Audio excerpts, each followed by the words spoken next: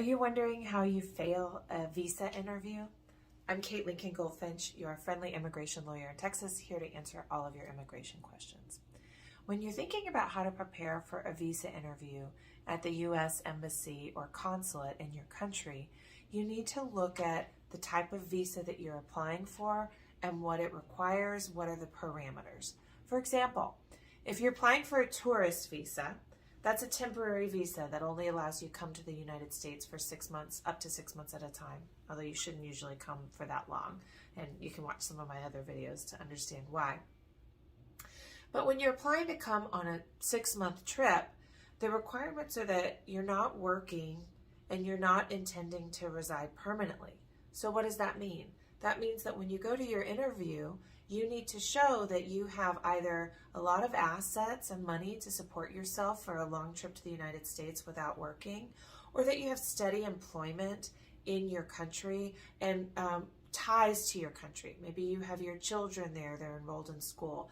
Maybe you're caring for an elderly relative.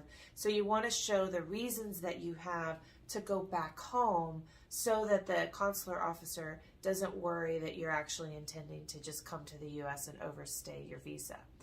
The truth is that of the undocumented population in the United States, which is now more than 12 million people, about half of them entered on a visa and overstayed. So it really is something that the embassy or the consulate is looking at. Is this person going to comply with the terms of their visa and leave the United States within the time allotted? So think about that's what you're having to prove to them.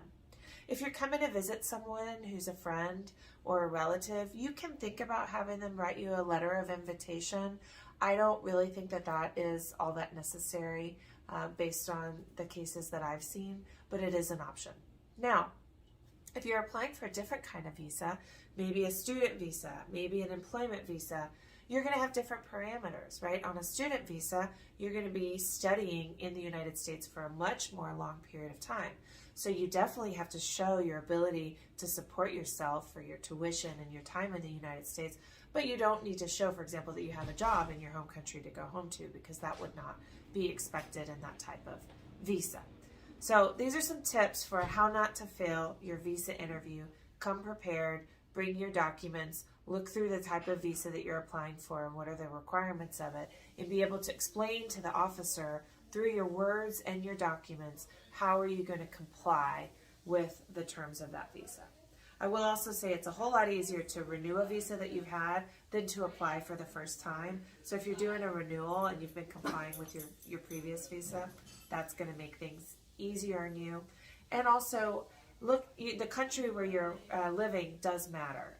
Immigration will pay attention to what is the typical behavior of immigrants in this particular country when they come to the United States. So if you are from a country that has a lot of undocumented people coming to the U.S., it's going to be a lot harder to get a temporary visa to come here. And that just is the reality. So it's something to know and be prepared for.